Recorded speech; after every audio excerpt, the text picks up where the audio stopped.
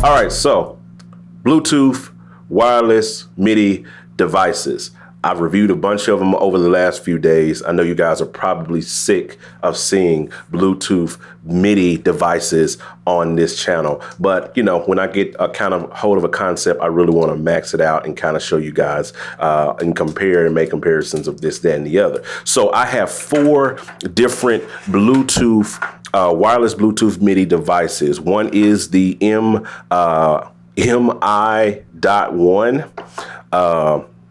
I don't even know, can't even pronounce the name of the company, Quick Key, whatever. It's a funny name, Chinese, $45.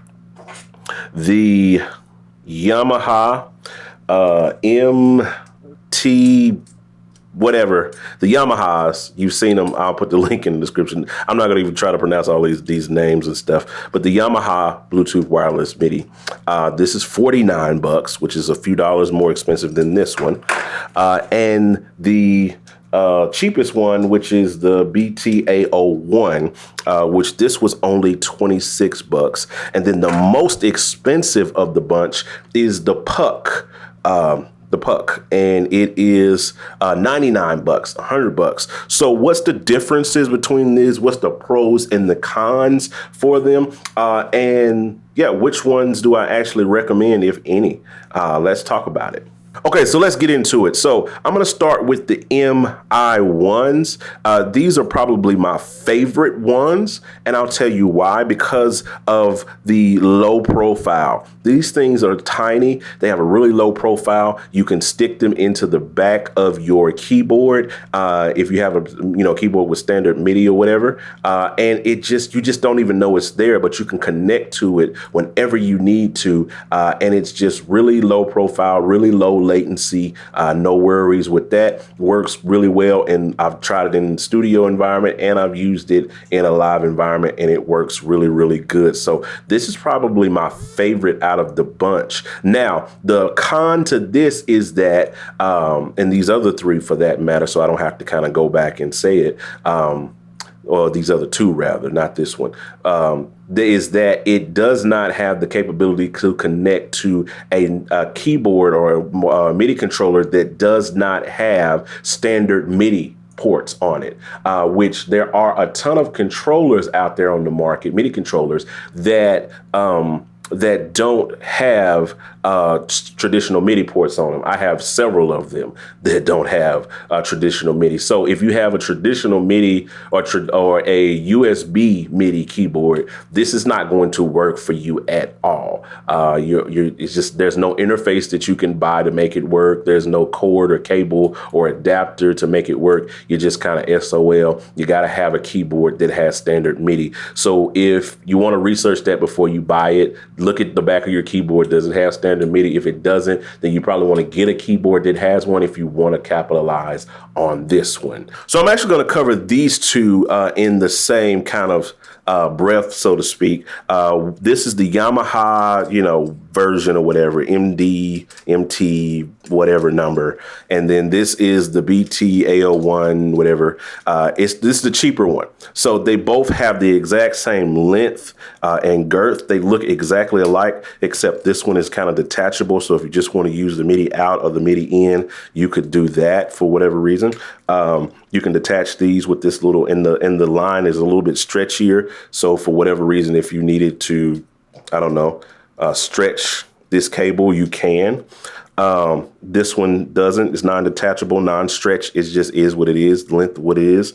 But this is cheaper. This is $26 versus $49, and they do exactly the same thing. Now, the difference between the Yamaha, I'll get my camera in focus here. The difference between the Yamaha and this one is that the Yamaha actually has an indicator light to let you know that it's connected. So that's helpful if you want to troubleshoot some problems. If you're trying to get it connected and it's not connecting, or you're not seeing it in your connection list, then you can look down to see if the light is on. Oh, it's not power, or it's not pushed all the way in. This one does not have the connection, the indicator light to let you know that it's actually connected.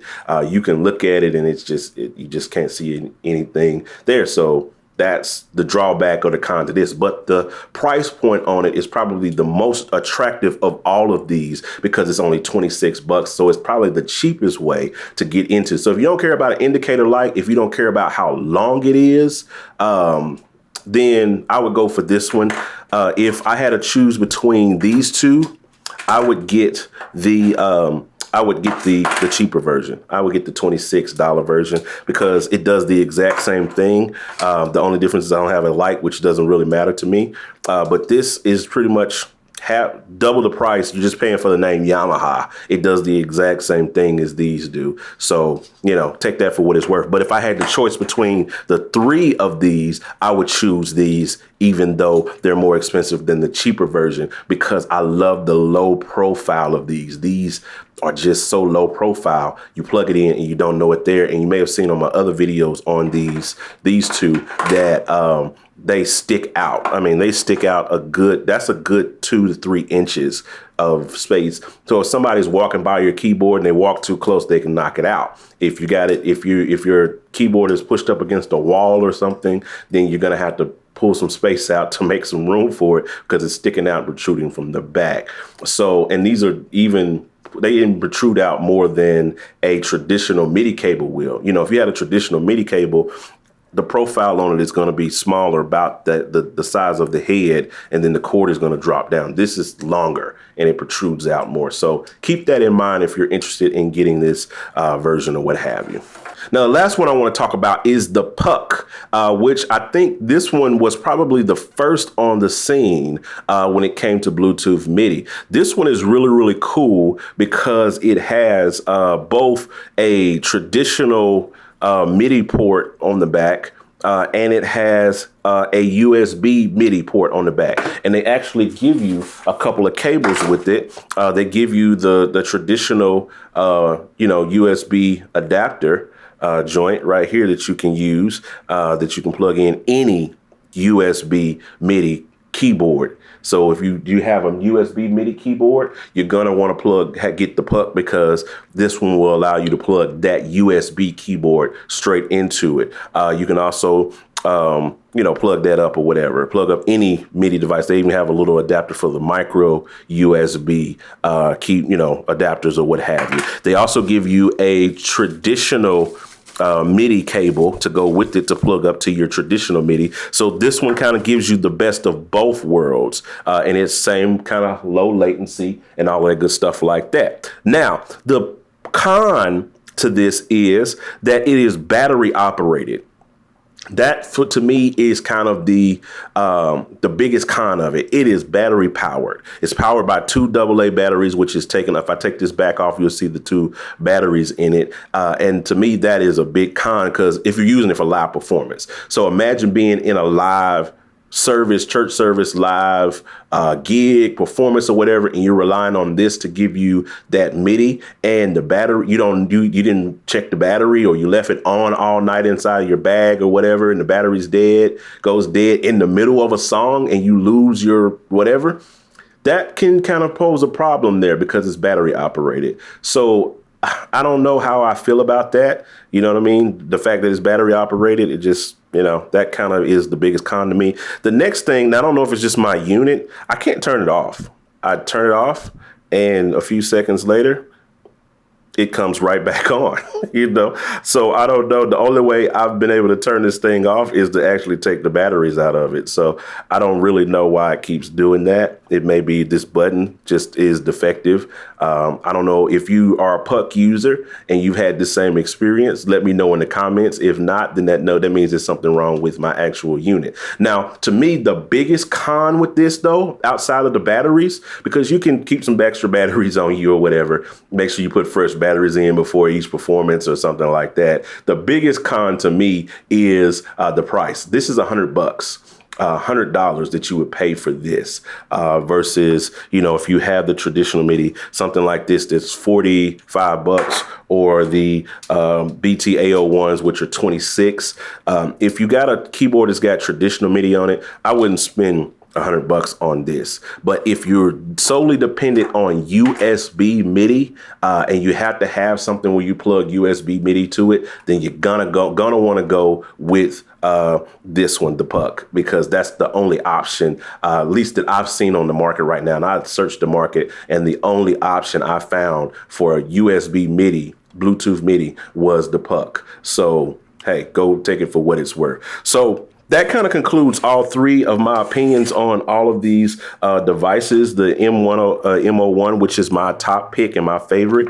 The second choice would be the BT-AO1s, and then the last one, I would probably pick this over the Puck. Honestly, the Yamahas, if I didn't have a choice.